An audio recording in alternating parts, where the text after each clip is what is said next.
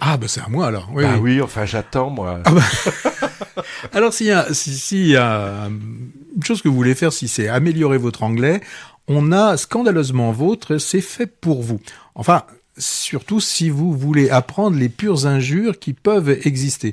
En fait, nous sommes en 1920 à Littlehampton où nous découvrons Edith Swan qui commence à recevoir des lettres anonymes truffées d'injures. Et là, je vais vous faire écouter, vous allez me dire. Dear Edith, you foxy ass old whore. You really are a tricksy old fucker. And you're a sad, stinky bitch. In the end, I think it's just jealousy. Alors ça, c'était vraiment que le début, mais si vous êtes comme moi ou vous avez besoin des sous-titres, bah moi je vais vous passer la version française. Chère Edith, sale putain à fesses de singe, tu es vraiment une foutue dépravée, et tu es aussi une salope triste. Au fond, je crois que ce n'est que de la jalousie. Voilà donc notre Edith Swan, donc Swan, c'est si je m'abuse, c'est le signe, qui reçoit ces lettres truffées quand même d'injures. Et tout de suite, on pense à Rose Gooding, sa voisine irlandaise. Alors elle a l'esprit, c'est sûr, libre et le langage fleuri, et elle est rapidement accusée de ses crimes. Bon.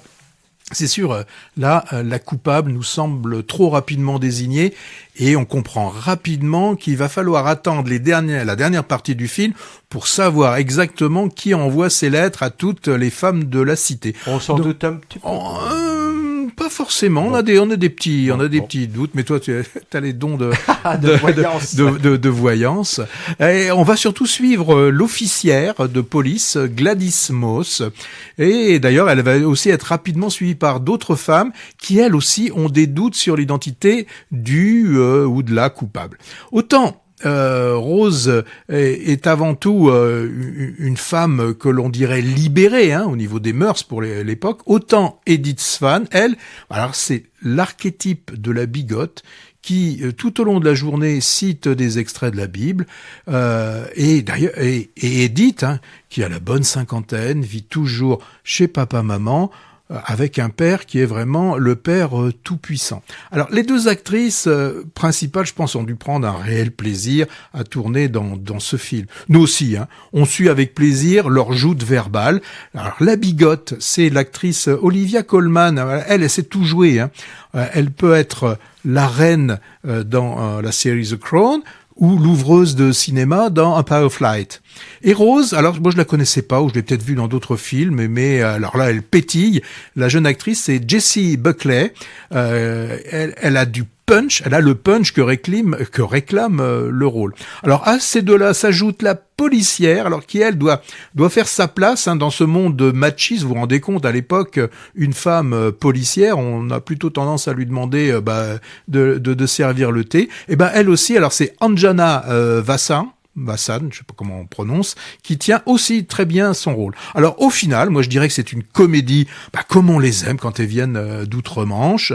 Et bon, c'est vrai que j'aimerais revoir peut-être le film en version française pour voir comment ils ont fait pour tous les dialogues. On a une très très belle reconstitution donc de cette époque juste post Première Guerre mondiale au niveau des décors, des costumes.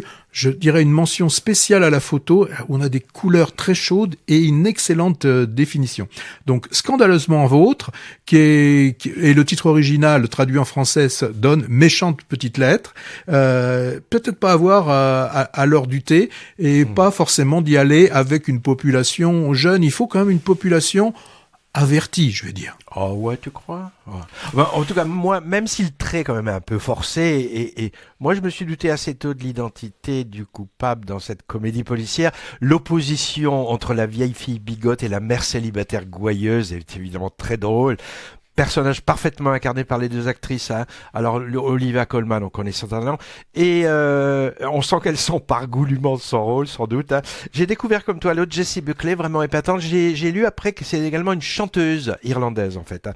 Alors les dialogues évidemment très crus font tout le sel de l'histoire, cours de langue anglaise vulgaire qu'on n'apprend pas à l'école, hein, mais qui a sans doute, tu nous l'as fait entendre, un moins de poids transgressif pour une oreille française. Alors, c'est d'après une histoire vraie. Ouais. Alors certainement. C'est dit à la fin. Oui, mais certainement que l'envoi de lettres avec plein d'injures, c'est forcément quelque chose qui a existé. Bon, alors, je sais pas, entendre dire You sluts suck 10 dicks a week, même si on lit la transcription en sous-titres, c'est moins percutant que si on entendait l'actrice énoncer en français Grosse pute, tu suces 10 bites à la semaine. Et c'est un exemple de dialogue. Alors, évidemment, charge contre l'hypocrisie puritaine, le paternalisme étouffant, la bêtise policière machiste, etc. Bon, il y a quelque chose quand même qui m'a étonné, je sais pas, tu vas me dire, peut-être à tort. L'Angleterre est davantage multiculturelle que la France, on le sait, et on a dans le casting des personnages blacks ou d'origine indienne, la jeune policière, très drôle aussi, mais je trouve là, on est dans les années 20, dans un petit village, et la réalisatrice s'appelle Thea Sharrock. Elle s'attache à ne montrer aucune trace de racisme, tu as remarqué? Alors je ne sais pas si c'est réaliste ou si elle a délibérément éludé cet angle-là. Pas si facile hein, de montrer le racisme dans une comédie, c'est ambigu, on peut parfois susciter des rires pas forcément voulus. Alors je me suis dit que c'était la raison. En tout cas, selon moi, je pense qu'elle a voulu avant tout faire une comédie et qu'elle voulait peut-être pas rajouter ce point-là. Et comme tu le dis, elle a éludé. Oui, je pense. Hein. En tout cas, bonne pioche que ce scandaleusement vôtre est d'autant meilleur si on est anglophile.